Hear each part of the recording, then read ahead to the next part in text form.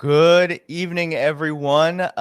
Happy holiday weekend. It is Friday, December 23rd, and we are entering this last week of 2022. As you can see, I am joined by two very important and very much appreciated guests. We have Dan Kovalik. He's a professor. He is a human rights lawyer, and he is the author of several books, many of which I've read, as well as Scott Ritter is joining us today, a former UN weapons inspector and former Marine Corps officer. And, before we get started, make sure that you're liking this stream. Make sure you're subscribing, hitting that notifications bell, and, of course, supporting this work. All the links in the description at patreon.com/DannyHaiFong. You can join here on YouTube. It's very much appreciated. But let's get started because we have about a little under an hour with our guests today. So first, I want to go to you, Scott, because a lot has been happening, and we're going to talk a lot about Ukraine today because a lot has been happening in the last several days. But in the last several weeks, there's been this intense battle in the city of Bakhmut, and I wanted to ask you, because the Western mainstream media has been kind of sounding the alarm a bit. You've had places like The Guardian, the New York Times talk about how Ukraine has been using artillery and all sorts of weapons at alarming rates to the point where it seems like they're admitting that Ukraine is outgunned here. And I wanted to ask you, what is your assessment of the situation right now on the ground in Bakhmut? And going forward, as we enter this winter phase of this proxy war going on in Ukraine? Well, first of all, let's understand that the battle for Bakhmut has been taking place for many months now. This is not a new phenomenon. Bakhmut is the Gordian knot of the Ukrainian defensive belt that exists in Donetsk, a defensive belt that has been constructed on a continuous basis since 2014. It's one of the most extensive fortified defense systems in modern history. It is manned with troops. It has the support of heavy equipment, artillery, etc. And the Russians have been in the business of grinding it down for many weeks, and what we see right now is basically we're reaching the culmination of all the Russian effort. I always laugh when people say, how could Ukraine be outgunned? I don't know. Maybe because they only have X number of artillery pieces and the Russians have X times 10. Simple Marine math. I mean, I'm not a mathematician. I'm not somebody with a PhD in calculations. But I know that when I have more artillery pieces than you, I'm going to win that fight, generally speaking, especially if it's positional warfare, where you've made it really easy for me by sitting in your positions that I can identify using my intelligence resources and pound you into submission. This fight has, there's two aspects to this fight. One is that the Russians are more than happy to let the Ukrainians sit in place and suffer casualties. Oftentimes, a Ukrainian battalion will rotate into the front lines and a matter of days later rotate out, suffering 60% casualties without ever having seen a Russian. So they just show up and they die, and then they leave, and another battalion comes in. And that's the thing: the Ukrainians are, rotating battalions. And every once in a while, the Ukrainians will, fail to rotate in on time, leave some sort of chink in their armor, and if that time is right, then the Russians will carry out an assault on that position. This is extraordinarily bloody combat, close quarters combat of the most intimate nature. Face to face in a trench, hand grenades, knives, bayonets, rifle stocks, bullets at close range, and the Russians tend to prevail, seize the position, and then they wait and they start the process of grinding down the next position. The goal of the Russians, of course, is to kill as many Ukrainians as possible. And fortunately for Russia, Ukraine is giving them plenty of opportunity to do just this by their tactics. One has to wonder at what point in time the Ukrainians will recognize that the price of holding on to Bakhmut is too high, that Ukraine would be better off preserving these forces, some of whom are well trained, and using them as a mobile defense, capable of at least lowering the casualty ratio. Right now, Russia's enjoying an 8 to 10 to 1 casualty ratio, primarily because Russia can exploit its artillery advantage. Even when Ukraine has modern Western artillery, such as the M777 from the United States, the HIMARS, other artillery systems from other NATO countries, they don't exist in sufficient quantity to level the battlefield. Ukraine is, on occasion, able to score an impressive hit on a command and control facility. Let's not pretend the Ukrainians can't fight. They can. Let's not pretend the Ukrainians aren't lethal. They are. When we speak of a 10 to 1 casualty ratio, understand that if we're saying that Ukraine is suffering 500 to 800 casualties a day, that means Russia's suffering 50 to 80 casualties a day. During the Vietnam War, at the height of the Vietnam War, the United States was suffering around 200 lethalities a week, and we considered that to be, a difficult pill for us to swallow. So the Russians are suffering greater losses than we suffered at the height of the Vietnam War. So let's not pretend that Russia's getting away from this conflict, injury-free. They're paying a tremendous price. If we say, for instance, that the Ukrainians have suffered over 100,000 dead, which I actually believe the number is probably double that, that means that the Russians have suffered 20,000 dead. That's a lot of dead. So let's, even though we say that Russia has the advantage, it's a meat grinder, understand that it's grinding up Russian meat as well. But Bakhmut is about to fall. When it does, the Russians will have achieved a strategic victory of some importance. They will have broken through the defensive belt that the Ukrainians have constructed in the Donetsk Republic, and they will be able to roll up the Ukrainian defensive lines. And here's the important part: they have 150,000 troops finalizing their training, who are going to show up. That's 10 to 15 division equivalents, show up with the most modern equipment that Russia has in its inventory: the T-90 tank, the T-80 tank, the advanced versions of the T-72 tank, infantry fighting vehicles, artillery, etc. And they will be able to exploit the situation. So I think the Ukrainians are in for a very, very difficult period of time going forward, and that the Russian pressure will be relentless, and it will not end until Russia has achieved its stated objectives in the special military operation. Yeah, I want to kick it to you, Dan, with a question that Scott definitely afterward, please jump in. But I wanted to ask you, Dan, about your impression of this meeting that just happened between Joe Biden and Ukrainian President Volodymyr Zelensky. Right, he was flown in by the Pentagon. There was a lot made about it in the U.S. and Western mainstream media. You had Joe Biden say, well, during the press conference with Zelensky, say, well, Ukraine can't get all of the weapons that it wants because NATO doesn't want World War III with Russia. And then there's been all this talk about Patriot missiles, and we know that $45 billion more was just passed for Ukraine in the next year in this omnibus bill. What do you think is the significance of this? What was your impression of this visit, given that so much was made about it in the media? Well, I think it was interesting. It was mixed. I mean, in the sense that the optics were certainly that Zelensky got this hero's welcome. He was compared, of course, to Winston Churchill, who visited the White House during World War II. Of course, Churchill happened to be fighting the Nazis, and Zelensky's on the side of the Nazis. But in any case, but he was given a hero's welcome here by the president and Congress and by the media, of course. But that was also accompanied by really a lack of material support that he's going to go home with, right?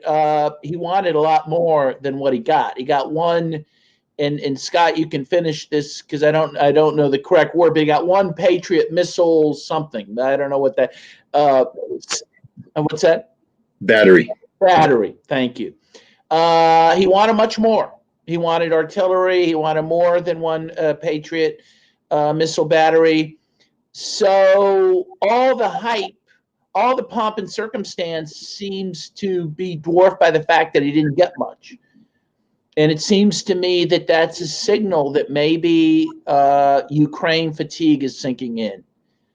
And by the way, I hope that's the case. It should have sunk in a long time ago. I think we need to stop funding this effort because I think it's, by the way, futile. It's just going to lead to the death of more Ukrainians and Russians as well. But in any case, that is my takeaway, that despite all the appearances, the U.S. largely said no to this guy and sent him on his way. And to me, that's the takeaway. Yeah, Scott, do you want to jump in about what you thought about this visit? I mean, there's a made-for-TV moment.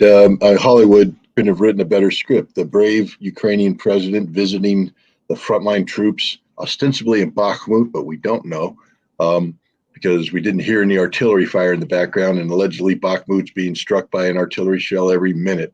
But he awarded medals to the brave heroes of Bakhmut, one of whom gave his medal back to Zelensky and begged that he give it to the president of the United States. Then they all bravely signed a flag that Zelensky brought, and of course he brought it with him to the session of joint session of Congress, and he gave it to Speaker Pelosi with much fanfare. I mean, my God, it couldn't have gotten any more dramatic than this. Nancy Pelosi said it was the greatest speech ever delivered before the House of Representatives. The greatest speech ever delivered before the House. I will tell you this right now. For the greatest speech that was ever delivered, I don't think Nancy Pelosi could tell me right now one line from that speech. It was the most forgettable speech ever delivered before the House of Representatives. In fact, it's a speech that will have been forgotten in the House of Representatives this time next week, this time next month, as reality steps in. Zelensky didn't come here to be anything more than window dressing for a domestic political moment. You see, we have a lame duck Congress, and they're being asked to push through a $45 billion defense expenditure package that normally would be reserved for next year, the next Congress. They don't need the money now. There's already money that's allocated. This is money that's going to be used for next year. Why don't they wait till next year? Because there's Republicans taking over the House of Representatives who might start, or probably will start, asking some very uncomfortable questions, such as, hey, where does all this go?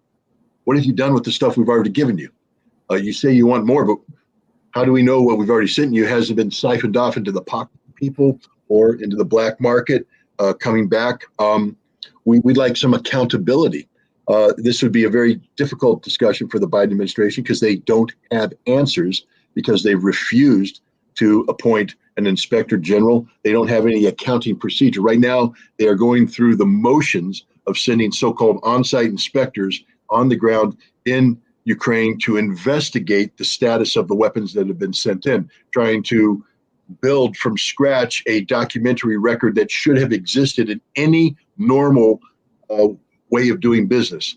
Just telling you right now, when the U.S. provides weapons to another nation, we document this. There's our receipts signed. There are barcodes on many of these weapons, and we track them to make sure that they're used in accordance with the legal framework that has been built into whatever agreement that's been put in. With Ukraine, we've given them carte blanche. They can do anything they want, no accountability.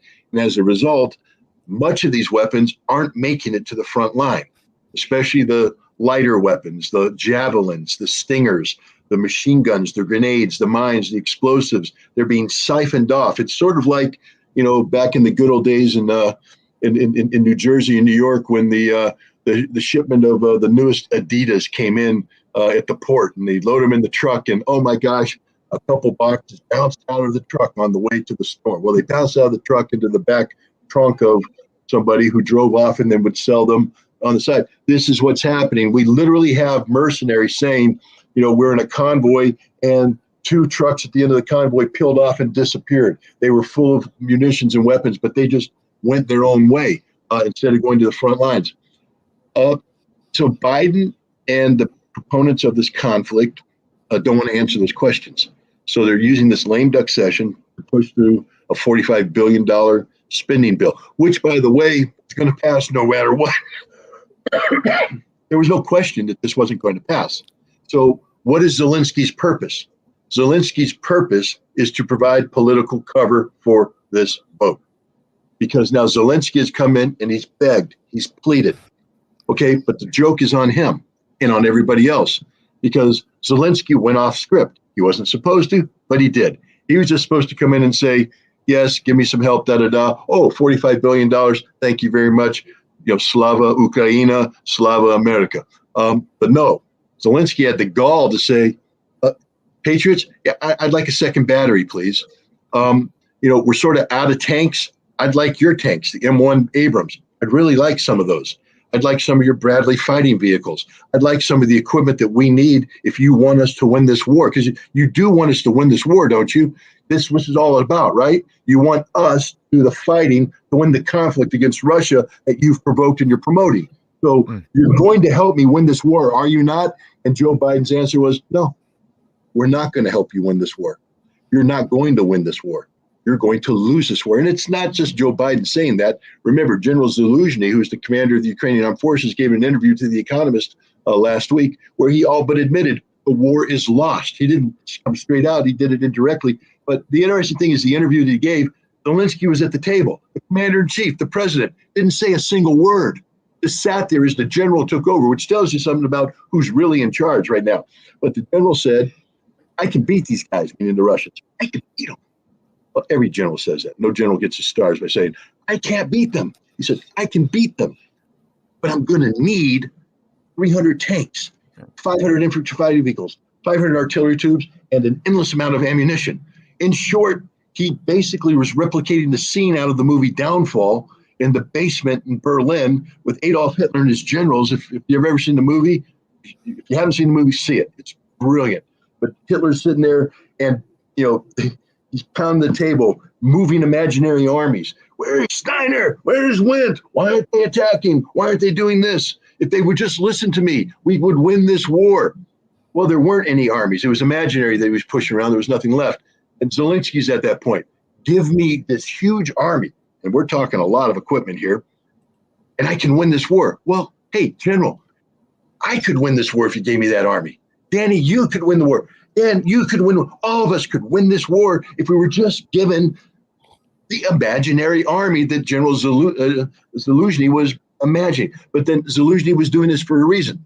Because then he said, the Russians, they're not that bad. They're actually pretty good. And they've got this mobilization going on, and they're going to be ready pretty soon to start carrying out offensive operations.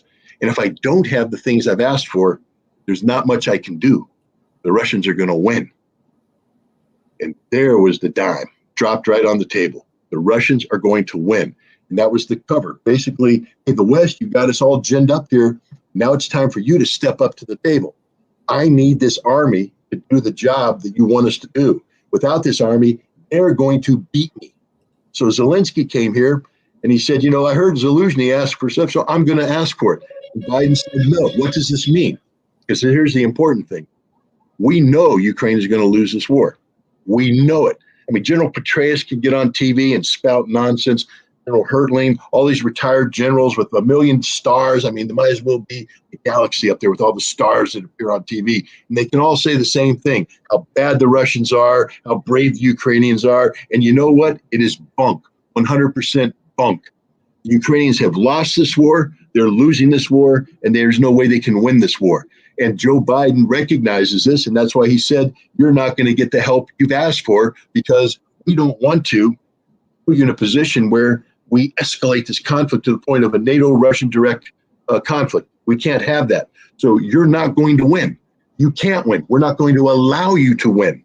Think about it. The Patriot missile battery that we're sending takes 5 months minimum to train up a Patriot missile operator.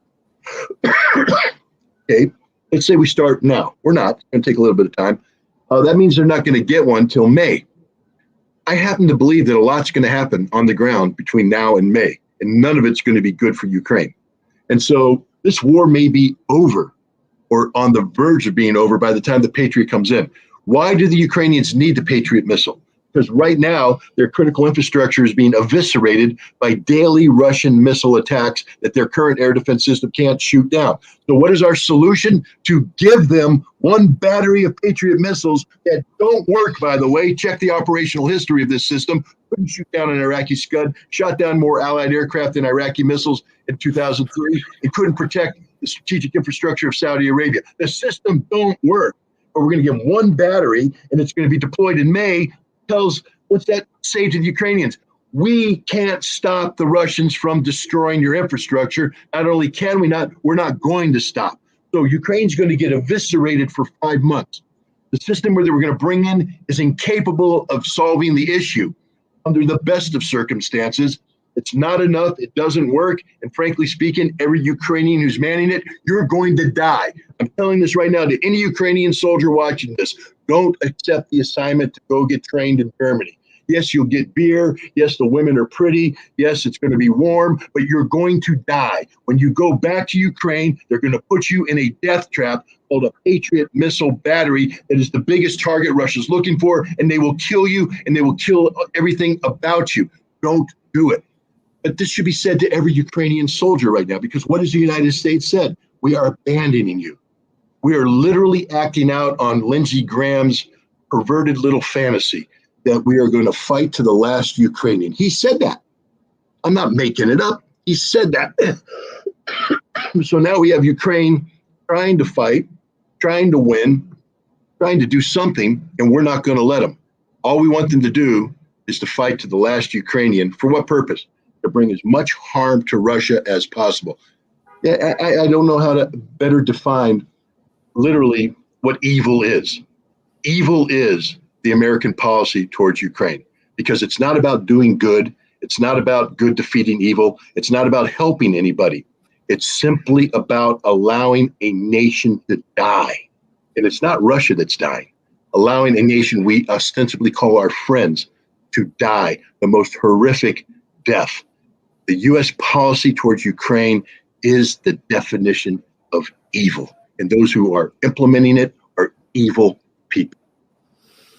Yeah, well, I wanted to transition then, because I mean, I've been thinking about this a lot too, given that we've had weeks upon weeks now of, Stoltenberg, of the Biden administration, Ned Sullivan, right? We've had them kind of talk about, well, sure, we could have a dialogue about peace, but let's first make sure that Ukraine is winning the war. That's how they've been kind of framing it lately. And I wanted to kick it to you, Dan, for your opinion on this. You have on the one hand the Western mainstream media saying that Russia is in fact the one that was kind of being very disingenuous about diplomacy, all so it could prepare for this Ukraine moment, right? But on the other hand, you have the same Western media in, for example, the German media interview with Angela Merkel, where it was revealed from the former German chancellor that, in fact, the Minsk Accords were nothing but a prop to buy time for the West to prepare for this Ukraine moment, for this Ukraine proxy war. So, in your opinion, who is being genuine about diplomacy and peace here? Is it Russia or is it the West? Because both of them are saying that they are, in fact, genuine, right? Putin has said many times, even of late, that he is willing to engage in talks, but of course not under circumstances where they're not serious from the other side. And the other side, the West, NATO, the collective West, and of course Zelensky and company, they're saying the exact same thing just on their end. So who's being genuine here, Dan, in your opinion? My view is Russia is, and we can kind of move backwards in chronology here.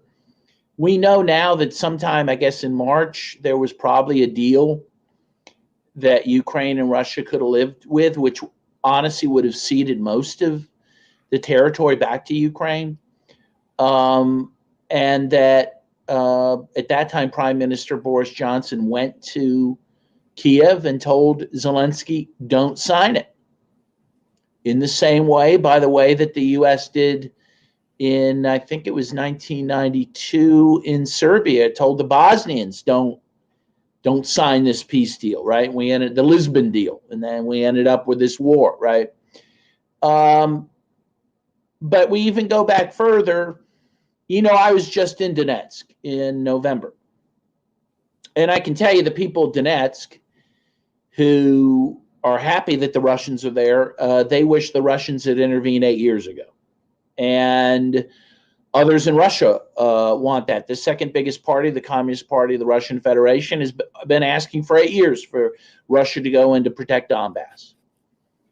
And I believe that the Putin government actually was very restrained. They did not want to do that. They could do that. Stephen F. Cohen, the late Stephen F. Cohen, one of the great Sovietologists and Russian historians, before he died, was saying Russia could take the Donbass like that. They don't want to do it. They don't want to have to do this. They don't want a war. These are their brothers. These are their sisters. They don't want to do this. And I think in the end, and I believe this, that Russia was forced into it. I think that we know, again, from the Organization of European Security and Cooperation, which is a 57-member organization that the U.S. is a member of. It's led by Germany. They reported, something like 2,000 ceasefire violations the weekend before Russia intervened in February. And most of those were by Ukraine against the people of the Donbass. It appears that, tens of thousands of troops were being amassed on the Donbass border by Ukraine to invade the Donbass. And I think from not just Putin's point of view, again, I think this idea of embodying all of Russia in Putin is ridiculous.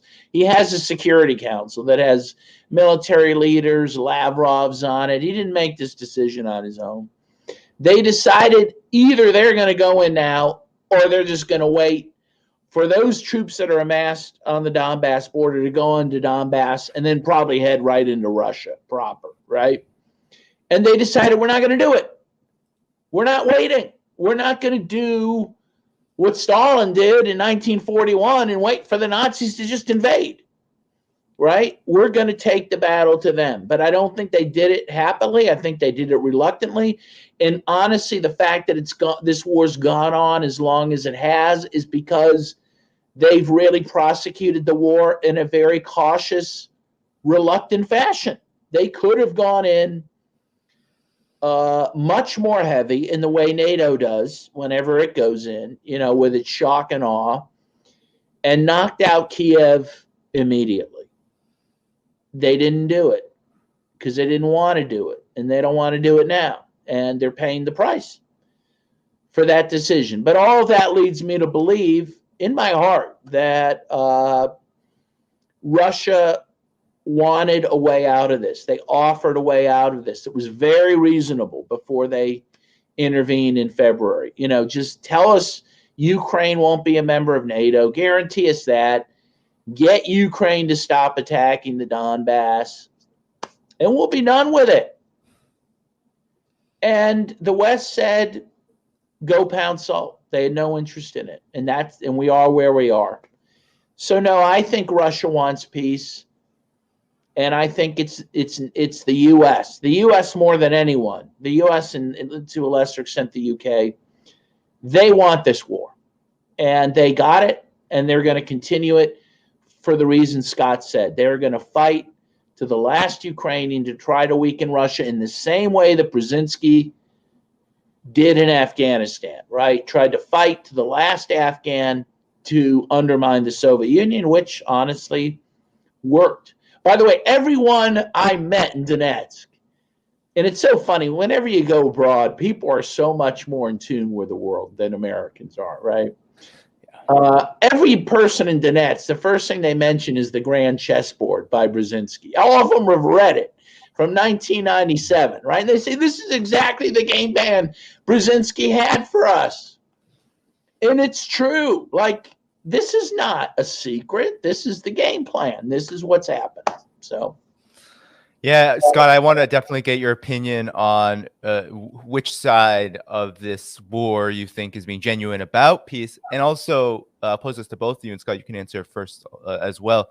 What are the actual prospects for peace? Because I feel like we're also hearing so many different sides of what that could look like. And, I have my opinions about who I think is actually serious about that and who is not. But I want to get your opinion also just on the prospects of what actual peace could and might look like, if that is even a possibility here. Well, the first thing I'll start out is just again doubling down on what Dan just said about who is serious about diplomacy and who's not serious about diplomacy. Look, I mean, we can take this, we can go all the way back in time in history, but we don't have time for that. So I'll just go ahead and fast forward to 2008, when the administration of George W. Bush was talking about bringing Ukraine on board to NATO. This is after, of course, the United States promised Gorbachev that we wouldn't expand NATO 1 inch eastward. And of course, we lied, because that's all we do as a nation anymore is lie. William Burns, who today is the director of the CIA, but at the time he was the ambassador of the United States to Russia, wrote a memorandum. And he said, it's called "Niet means Niet," no means no. He said, basically, when the Russians say no about NATO, they mean it. And I'll condense it down to the essence. If we go forward and invite Ukraine to join NATO, this will end up with Russia invading Ukraine, taking Crimea, taking the Donbass. Okay, the U.S. ambassador said this in 2008. February 2008 is when I think the memorandum was written. What did we do? I think in November, in the Bucharest summit meeting, we invited Ukraine to join.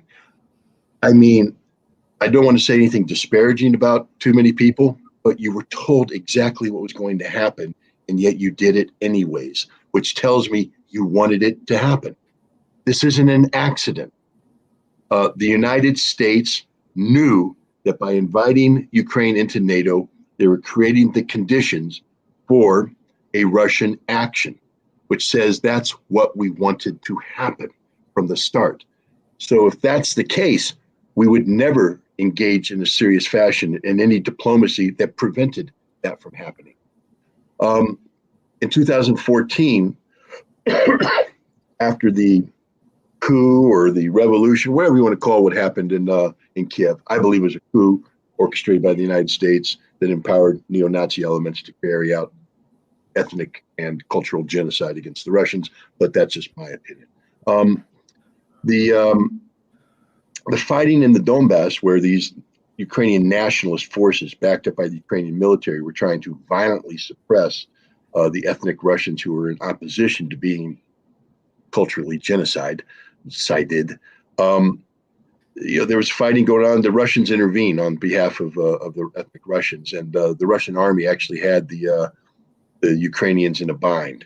They had significant forces surrounded, and they were going to win this thing. It was done. It was over. Finished. Do svidaniya. Goodbye. But the Ukrainians begged the Europeans to intervene. Angela Merkel intervened. She talks about it. It was the most hectic moment of her life, she said, traveling to and fro everywhere, begging Putin, please, please, please come to Minsk. We promise peace. Putin's going, but I'm winning. I'm going to win. But you want peace, don't you? You're a peaceful man, don't you? Let diplomacy work, won't you? And Putin went, okay, we'll do it. They signed the Minsk Accords. The Russians did everything they could to make the Minsk Accords work. It was the Europeans and the Ukrainians that had no intention. We know Petro Poroshenko outright said it's a sham to buy time for what? For NATO to build a Ukrainian army capable of defeating the Russian army. I mean, if we go back to William Burns' memorandum, that if you invite Ukraine into NATO, there will be a war with Russia. So what is the West's position? To build a Ukrainian army capable of waging a proxy conflict with Russia. It's what they wanted from the very beginning. What they wanted from the very beginning. This was the plan. Angela Merkel now admits that exactly was the plan, to buy time for NATO to train a Ukrainian army capable of defeating the Russians. So now we come to February 2022 and Russia's invasion. And everybody says that it was an unprovoked act of aggression. Unprovoked? Really? No, it was the most provoked act of aggression one can imagine. And they say it was a violation of international law. I'm not a lawyer. Dan, you are. I'm going to throw out a little scenario here. And anytime you think I'm wrong, you just do this and I will shut up. Okay? But there is this thing called Article 51 in the United Nations Charter. There's two ways you can go to war under the United Nations authority. One is a Chapter 7 resolution passed by the Security Council of the United Nations that authorized military force to be used to bring peace to a certain situation. We did that in the Desert Storm, the war I fought in, Chapter 7 authorization. Totally legal war. A lot of people aren't happy with it. I understand it, but I didn't violate international law. Everything I did was approved by the United Nations Security Council. The other one is Article 51. This is self-defense. Now, people are going to say, self-defense, Ritter? How could Russia claim self-defense in going into the Donbass? Well, why don't I just pull out the NATO playbook from 1999? All right, 1999, Serbia, Kosovo. Because what NATO said is that they are carrying out preemptive self-defense under Article 51 of the United Nations Charter. Preemptive meaning that there is an imminent threat of such a degree that you must respond preemptively before it can attack you. Now, people are going to say, but NATO is not a member of the United Nations. How could they possibly cite the United Nations Charter? Because NATO was part of what they call a collective security arrangement that included United Nations members. Therefore, the charter applied. So NATO claimed that the Serbs were carrying out genocide against the Kosovars, and that this genocide was of such a degree that NATO had an absolute requirement to intervene preemptively to stop the genocide, and that's what it was. Preemptive, collective self-defense under Article 51. Russia did the same thing. I mean, the Russians aren't stupid. They're very legalistically minded. So you had Donetsk and Lugansk, the two breakaway republics, declare their independence. So the first thing that does is this turns it away from a Ukrainian civil war, so to speak, which Russia couldn't intervene in that because this is an internal Ukrainian problem. But now they declared independence. And then Russia recognized that independence. And then Russia entered into a collective security arrangement with these two independent entities. So now they have a collective security agreement where the Ukrainian threat is declared to be so imminent that Russia has to preempt it. I think there's something called the Caroline Doctrine, dating back to 1836, when a U.S. ship was bringing Canadian rebels over into New Brunswick, and the British attacked it. And we said, you can't attack us. And they said, we preempted you from providing the support to the Canadians.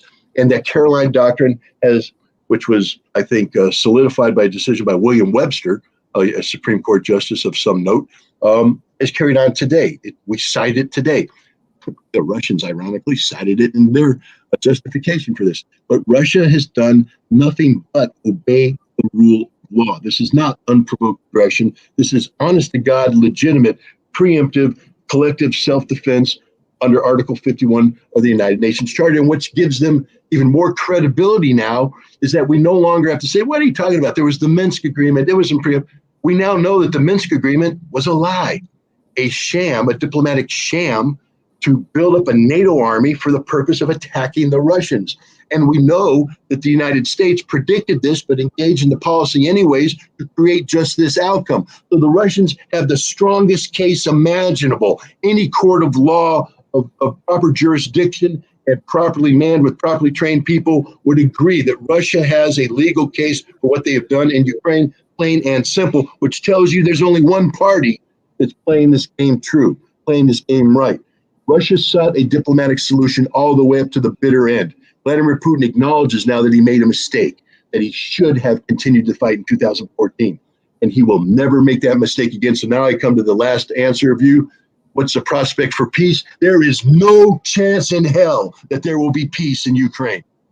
None. Why? Who are the Russians going to negotiate with? Germany? Never again. France? Ha. America? No. Ukraine? Never. There is no partner out there that Russia would ever trust. Russia made this mistake once. They trusted the collective West once in 2014. Had they finished the job in 2014, we wouldn't have this mess today. They will never trust another. Plus, remember this, Russia didn't go through the pain of mobilizing 300,000 reservists just to quit.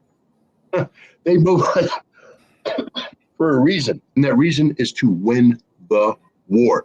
The way this war ends is with Russia dictating unconditional terms of surrender to a defeated Ukrainian nation. End of story. And the way this conflict ends, because this conflict is bigger than the war in Ukraine, is a defeated NATO and Europe recognizing the absolute necessity to agree to a new security framework for Europe, this thing that Russia's been pushing from the very beginning, a treaty that recognizes respective spheres of influence and works to deconflict the two sides, etc. Russia is going to be dictating those terms to NATO as well. And you say, well, wait, is NATO being beat? Every day NATO's being beat. Their armies are being eviscerated, not by their manpower dying, but by their equipment.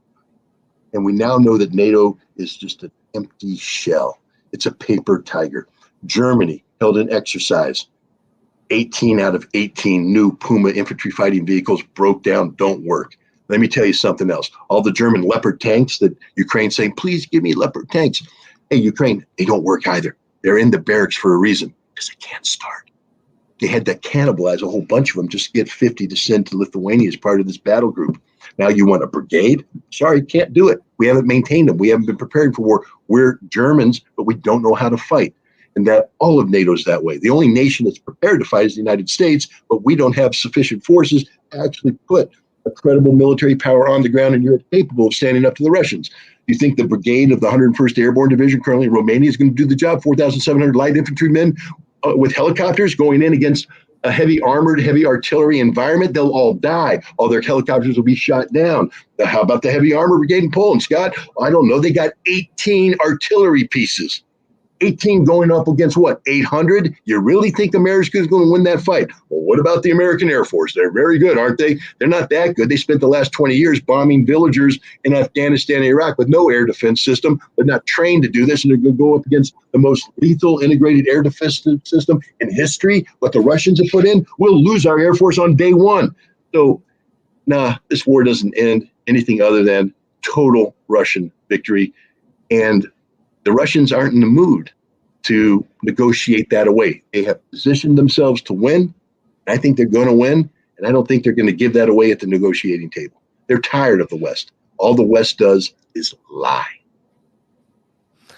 Yeah, I want to kick it to you, Dan and Scott. You can definitely close maybe the interview portion of this stream with this question, given that, because I definitely agree with that. I definitely agree with the assessment that they're really just what objectively is in front of us. It just doesn't make any sense for Russia, right, to negotiate with, especially, right. You were talking about the examples in the past of the West using international law for its own interests in places like Iraq.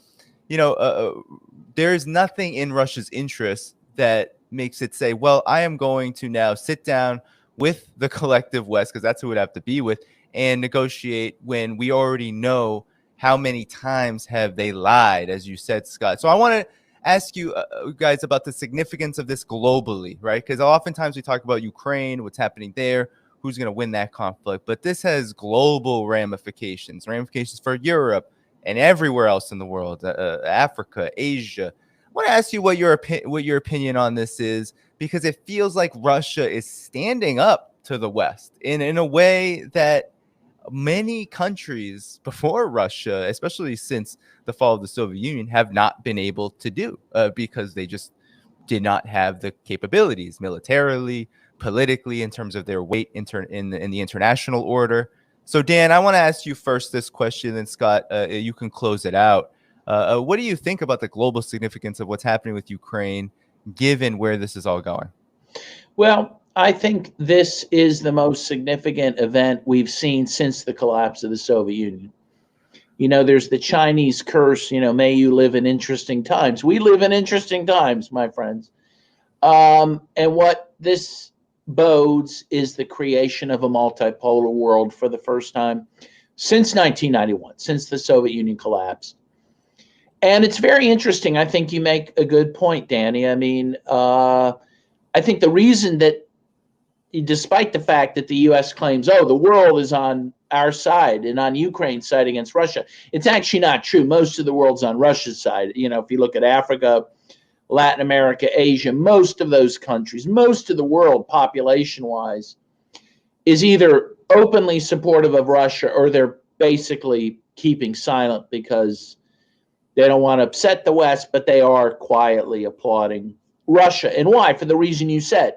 Because certainly since 1991, the U.S. and NATO have had their way with the world. They've invaded countries at will, mostly without Security Council authorization, sometimes with, but they did whatever they pleased in Iraq, Afghanistan, Libya, Serbia, and the world saw this happening and couldn't stop it.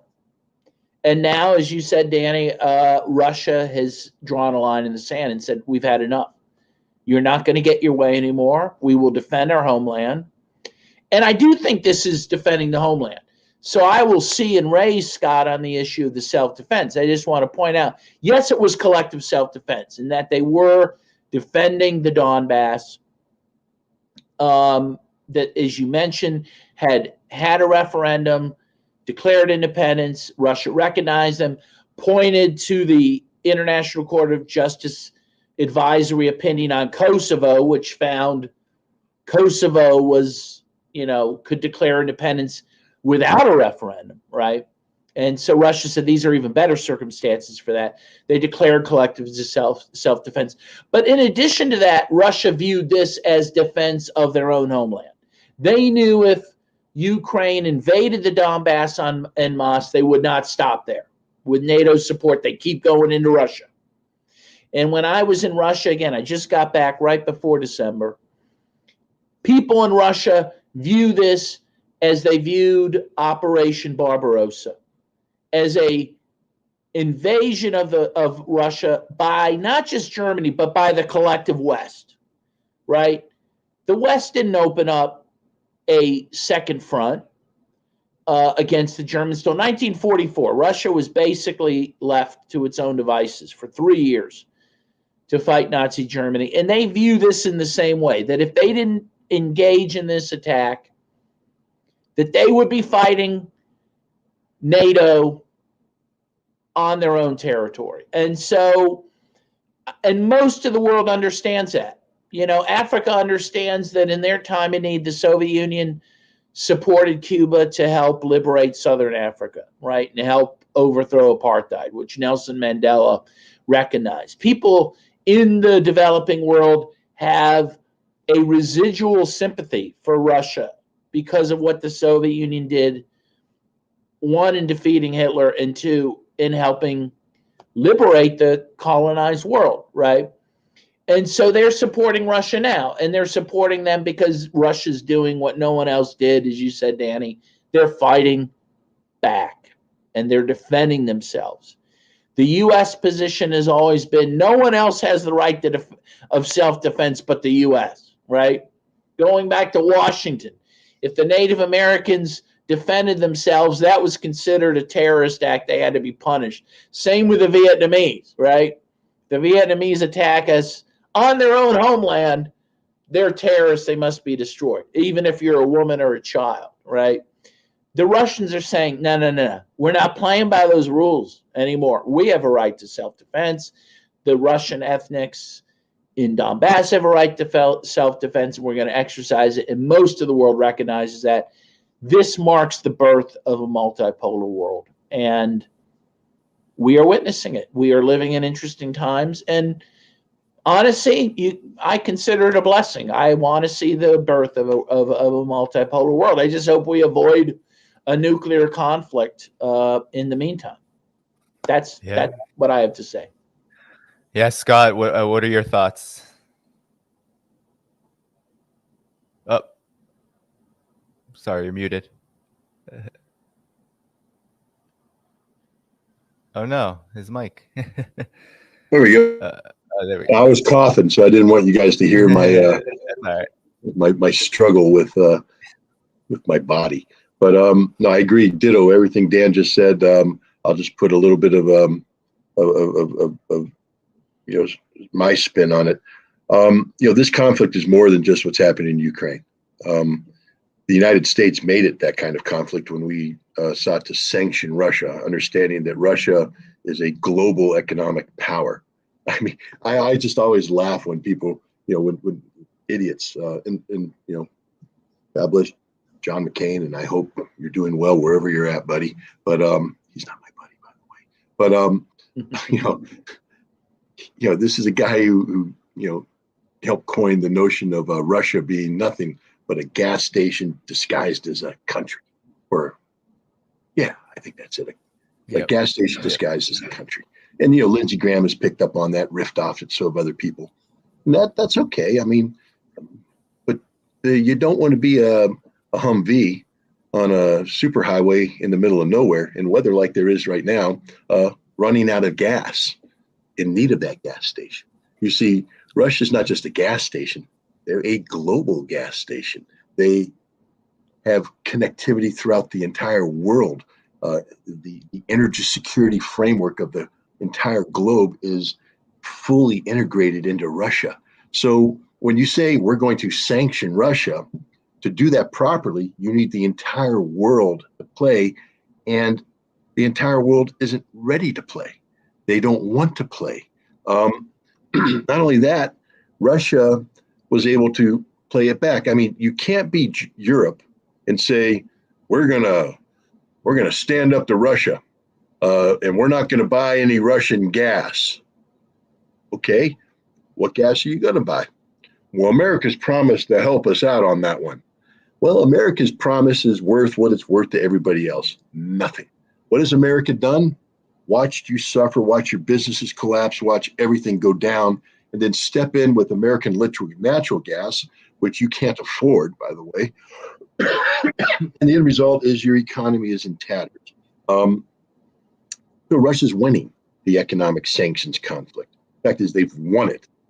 I just laugh every time the European Union, we're going to put our ninth tranche of, that's a fancy diplomatic term, ninth round. Let's call it a boxing match. Your ninth round. Dude, you lost all other 8 rounds. Why don't you just do the honorable thing and resign? Because now you're a helpless target and the Russians are just landing free punches left and right. It's over, Europe. You lost. You stink. You're bad. You're horrible. You got beat. In America, you too, except America is playing a dirty double game. If I were the Europeans, I'd start to question, is America really a friend worthy of the name? And the answer is no. I mean, America literally helped coordinate the attack, either did it or directed it to be done on a $12 billion piece of critical energy-related infrastructure. German, by the way, but also European. Blew it up, destroyed it. Not embarrassed about it at all. America sat back and watched your entire continent collapse and sort of gloat as your heavy industry starts to migrate towards the United States. Because, of course, we have cheap energy. You don't. America's not your friend, Europe. We've never been your friend. We're never going to be your friend. You exist only as an economic colony of the United States. So long as you're able to serve to the economic benefit of America, we find you useful. When you don't, we will abandon you just like we are right now. And because this is an economic conflict, it's expanded in other ways. For instance, the G7. What is the G7? Basically the economic arm of NATO.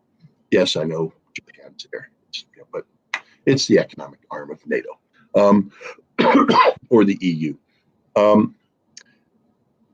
G7 is, talking a big game, but what is the G7? Let's subtract the countries. It's supposed to be the 7 best economies in the world. Well, I don't think the German economy is the best in the world anymore. So now it's the G6. But I don't think the French economy is that good either. Oh, it's a G5. Oh, wait, the Brits aren't doing too well either. It's the G4. The Italians, they're not doing too great either. Oh, it's the G3. But what are they going up against? Because they're talking about flexing their global muscles, promoting sanctions. They're going up against something called the BRICS Forum. Brazil, Russia, India, China, South Africa. But now we can add Iran. We can add Argentina, who have joined BRICS. We soon will add Saudi Arabia. Imagine that. And Turkey and other nations. Everybody wants to join BRICS. Why? Because BRICS is doing exactly what Dan is talking about, recognizing the inevitability and the desirability of a multipolar world. The world is tired of the American singularity. The world is tired of being dictated to by the United States. that age is coming to an end. The petrodollar is on the decline. Saudi Arabia is not only refusing to increase oil production, the whole relationship with Saudi Arabia and America has always been Saudi Arabia is America's gas station. When we need more gas, Saudi Arabia pumps more. They overbuilt their oil production capacity. When we need less, they reduce it and they pay the price because, after all, America is providing security guarantees. But America can't give them security guarantees anymore. We've proven that vis-a-vis Iran. So the Saudi Arabians are jumping ship. They're now taking money for their oil in currency other than the dollar. They're also not picking up the phone when Biden calls and begs to increase oil production to manage oil prices around the world. Saudi Arabia, no, we're going to decrease oil production. When the United States worked the Europeans to put a cap on the price of oil, the Saudis went there, but for the grace of Allah, go us, meaning that once you allow a cap to be put on, they can put it on anybody, including the Saudis. The Saudis said, no, we're not going to support that. None of the energy producing world accepted this notion. America has failed every step of the way. Why? Because the forces of history are unstoppable in this case. The world is gravitating towards a multipolarity that the United States will be a part of. You can't make America disappear. You don't want to make America disappear. But America will no longer be the singularity. America is going to be one of many. And that's going to be a very difficult transition for the United States to make, but it's one that we have no choice to make because it's happening as we speak. Yeah, well, I think this is a great place to conclude the interview portion of this stream.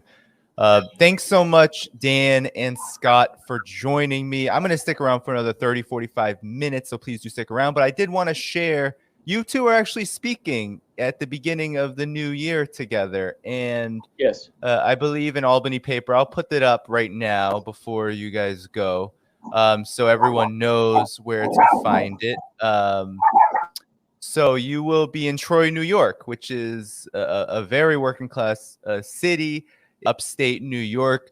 And I believe this is being held by the James Connolly Forum, and UNAC is sponsoring it. And I don't know if one of you or both of you want to just speak about the event. It's January 6th of next year. We're coming up. And here's the address, but I'll kick it to you guys. And then you guys can also plug whatever you want as well. I'll just say it's my honor to appear with Scott. I was saying before our conversation, I've admired Scott for a long time for opposing the war in Iraq in 2002, 2003. And I think this will be a great event. So if people can come live, please come. Or if you can view it on video, please do that. And check out my books. I have one on Russia, The Plot to Scapegoat Russia. Please check that out. I have a new one on Nicaragua coming out early next year, Nicaragua, History of U.S. Intervention and Resistance. And with that, thank you, Danny, and thank you, Scott. Again, big honor for me to be with both of you today. Well, thank you. Thanks for organizing this, Danny and Dan. It's a pleasure to meet you this way, and I'm sure we're going to make sure you bring copies of your books. I want to buy your book and get you to sign it. Absolutely. Thank you. And I'll bring a couple of mine, including the most recent one, Disarming the Time of Perestroika, arms control and the end of the Soviet Union, which has a relevance to today because when people talk about how do we get out of this mess, I always remind people that the 1980s was pretty bad too, between the United States and the Soviet Union. And yet through the vehicle of arms control, through the Intermediate Nuclear Forces Treaty, we created a bridge to get us away from nuclear conflict towards at least beginning the process of working together cooperatively. Yes, we fumbled the ball badly. There's no more INF treaty, but it doesn't mean that we can't try to recap that spirit going forward. So that's the book. But I definitely look forward to meeting with Dan, working with Dan, talking with Dan, and I think it's going to be a very empowering evening. One of the things that I always say is knowledge is power, and guys, you're going to get a lot of empowerment if you come on January 6th. Not necessarily from me, but definitely from Dan Coverly. No, thanks. All right. Well, thanks so much to both of you for taking the time out. We'll have to do it again in the new year. And yeah.